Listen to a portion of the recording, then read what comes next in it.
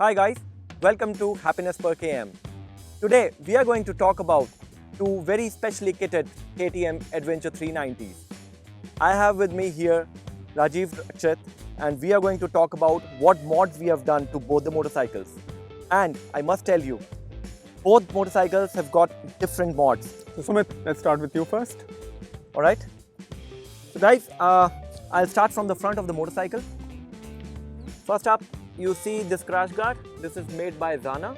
This is very important for any adventure motorcycle because you tend to fall more than usual. Second thing that I've put in the front of the motorcycle is the wind deflector, which has been placed over and above the stock windshield. I was not really happy with the stock windshield as it is quite low for my height. So a lot of wind used to irritate me while riding. So I have put this in place because still we do not have a good solution for a taller windscreen. So this is it. This is what I'm using right now. It's not the perfect solution, but yes, it helps me a lot, especially when I'm on the highways. I also have a cell phone mount here, which has been placed over a Zana cell phone mount.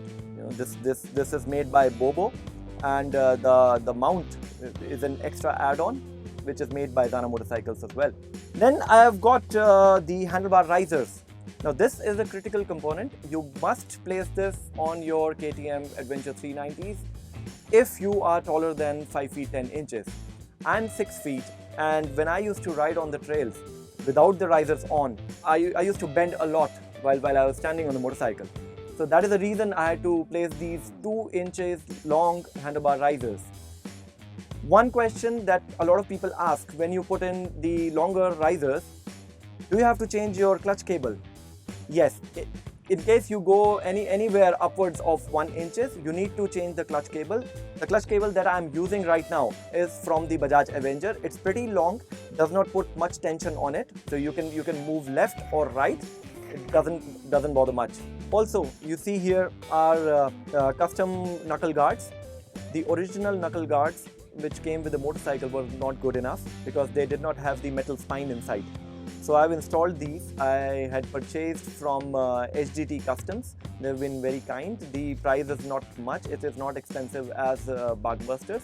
Pretty much do the job. These knuckle guards will always protect you from any falls in case you are doing trail rides or even on the tarmac. It saves your clutch and brake levers because in case your clutch lever goes for a toss, then you are stranded. You can't do anything without it. You'll have to go to the workshop. But these knuckle guards protect them as well. So it is a must-have accessory for any adventure motorcycle. The stock headlight you see on this motorcycle is pretty good, but for city uses only. If you want to ride on the highways and on pitch dark roads, you need some more light. And for the same, I have installed Mad Dog fog lamps. You can see here. These are custom-made mounts, and the lights are placed here. I advise you to keep the aux lamps as low as possible so that you don't blind the oncoming traffic, and use it only when there is no traffic coming from the front. For my luggage needs, I have put in a top rack. It is also made by Zana motorcycles. It is pretty sturdy. It fixes onto the place where your existing grab rail is there. You need to take the grab rail off and mount this top rack over it. Also, you see here on the top rack, I have mounted a Hepco and Becker top case. The capacity is 39 liters, good enough for one person. If you're going on a 3 to 4 days tour, it can handle a weight of about 8 kilograms. And even the top rack is compliant for 8 to 10 kilos. So it's a pretty good add-on if you are touring on this motorcycle. The most important mod that I've done to this motorcycle is the change of sprocket. It has got 2 teeth more than usual, and it has got a longer chain. The reason for upgrading my sprocket was that I did not like the low end torque of this bike, especially on the first 2 gears, and also on the off-roads. It used to be a lot of pain to keep juggling with the gears. And also on the road, when you're riding and a speed bump comes in, you have to slow down. When you slow down, you need to come to the first gear every time, so because the low end torque is pretty non-existent. So that is the reason I switched to a bigger sprocket, which has got 2 more teeth, as I said, and most of my troubles in the torque department has been solved for now.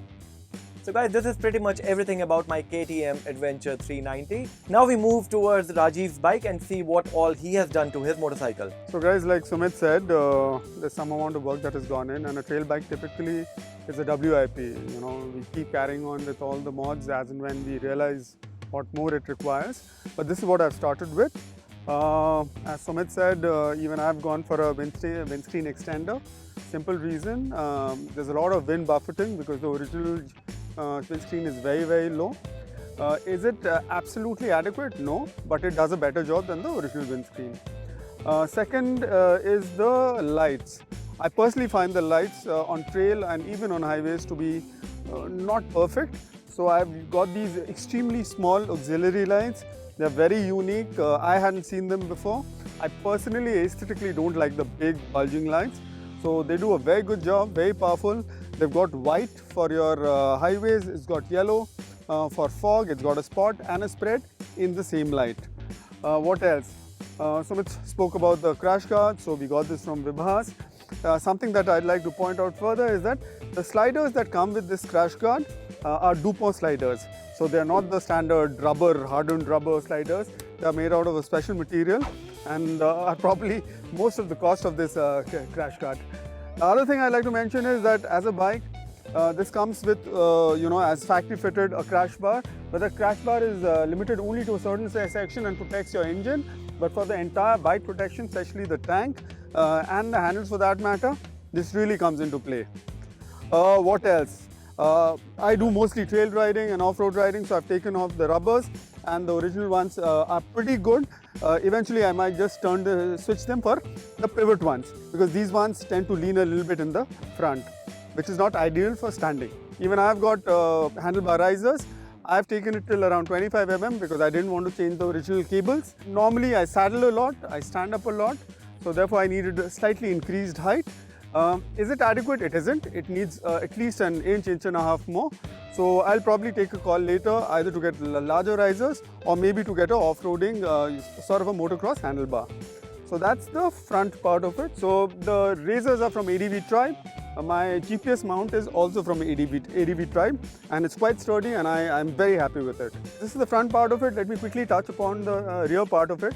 So two reasons. One is of course slightly performance oriented. But secondly, it's also very aesthetic oriented.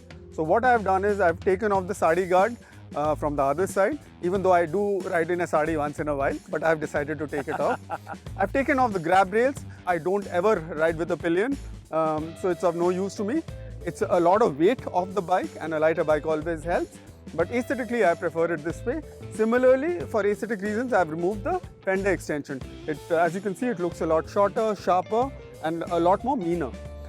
That apart, what I've done is, we'll show you a comparison with Sumit's bike. The rear seat, the pillion seat, has a bit of a raise to make it more comfortable for somebody else who might be riding with you. But what I wanted was a flat seat. So there's a typical rally seat that the KTM Power Parts has that I tried to source from the US. But unfortunately, because of COVID reasons, they were not very sure if they could, courier and deliver it here. So I took the rear seat and I had it ground and made it flat. So aesthetically again, it looks very nice. But more importantly, while I'm riding off-road, I tend to shift my weight a lot. So typically if you have something raised here, you can't push yourself back. This makes it a lot more convenient and comfortable to shift your weight and get more traction from the back or the front depending on where and when you are riding. So that's the seat part of it. Now let's come to the performance mod, which will interest you the most. So the first thing I did was I went in for a free flow exhaust system. So typically, the way to make a motorcycle more powerful is to increase more air so that it breathes better and increase more fuel and get a better spark. So the way to make an engine or a motorcycle perform better is to basically get it to breathe better and give it more food. So what I did was I got in a K&N performance air filter so that it would breathe better, inhale better, and then I went in for a performance exhaust. This is in two parts basically, three actually. Firstly, I got a performance end can. This itself is almost 1.5 to 2 kgs lighter than the original stock end can, so it gives you a lot more weight benefit advantage. But secondly, it's a performance exhaust, so it lets you exhale better. So attached to a special customized link pipe that I had created. There is none available in the market as of today. So I had to use a lot of hit and trial methods to get it. I removed the pre-silencer and I've decatted the entire system. So the entire exhaust system is a lot better, a lot easier in terms of flow. But I can also assure you I get the pollution done on a regular basis and it's a non-issue. Just with the performance air filter and the exhaust, the bike breathes better. But if you get a system like this, then you have a tendency to have a leaner engine. The fuel burns a lot leaner because it's getting a lot more air. So for that, I went for a piggyback ECU from Powertronic, which was exclusively made for the 390 ADV. And since I had a completely decatted system, I actually picked up the phone and spoke to the Powertronic team, and I told them I don't want it for a standard 390 ADV. Could you please remap it? This is my requirement. They were extremely gracious, and we were on the phone. And in fact, when I got it installed at Path Pavers, I had them online on a video call, and they walked us through step by step. So today I have a piggyback ECU, a performance air intake and a performance exhaust with a two-stage map. Now the two-stage map, typically you have to take the seat out and you have to unplug it or plug it again to change from one map to another.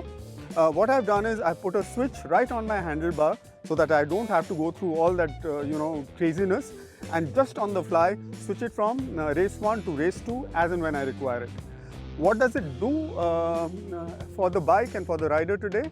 Sumit was speaking about changing the sprocket. So to change or affect the torque of the bike, people either go down one teeth in the front or go up three teeth in the rear sprocket. It's a very good solution and a very cheap solution to do, but the only thing is you have to sacrifice a little bit of top speed for that. And I didn't want to compromise on that because I tend to ride a bit fast, especially on the highways. So what I did was went in for this entire combination of air intake, exhaust and Powertronic. It has given me a lot more linear power through the entire rev range. So today I don't have that torque problem that normally people talk about with the 390 ADV. Be it the first gear, second gear, right up to the sixth gear, it pulls right through. And the good part is it doesn't have the crazy pull of a KTM that we are used to, that suddenly there's a jerk and there'll be a sudden blip. 5,500 RPM. Yeah, blip and a sudden movement. This is very linear. You reach that speed a lot faster, but you reach it extremely in a linear manner without any bother. So before you know, you are at a much higher speed. And believe it or not, it actually gives you better fuel economy. Not a much, but at least it matches the fuel economy of the original stock system. So these are some things that I have done.